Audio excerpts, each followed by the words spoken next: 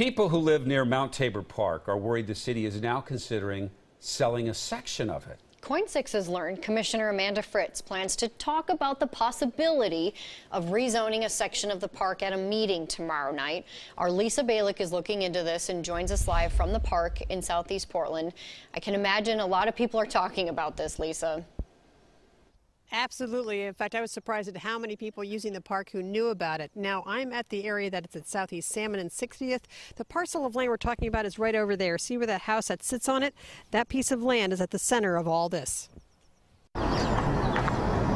For more than a century, Mount Tabor Park's been a part of Portland. Almost 200 acres of green space. In one corner sits the former park caretaker's house. For years, the Parks Department's rented it out as a residence. Now the city is looking into possibly rezoning the property it sits on to residential.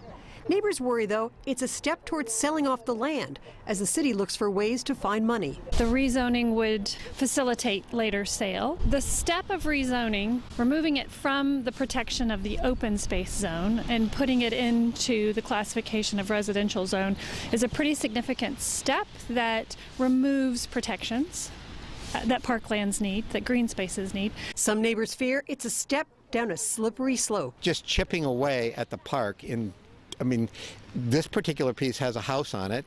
There are other corners of the park that don't have a house on them, and developers would like to buy those too. While we were here, people who had heard about the possible zoning change came up to us. There's no laws in the books to prevent anyone from tearing this down, building townhomes or anything. So I think it's a horrible idea, and we should stop selling off parts of the park. Commissioner Fritz's office tells me rezoning is just an idea to allow options, including the status quo, and no decision would be made to sell the property without, quote, significant public input. We actually really appreciate the fact that she would do that she's coming to the neighborhood association meeting to find out what the community response is, rather than simply pushing ahead with the idea. But it's clear there's strong opposition. You got to draw the line somewhere, you know.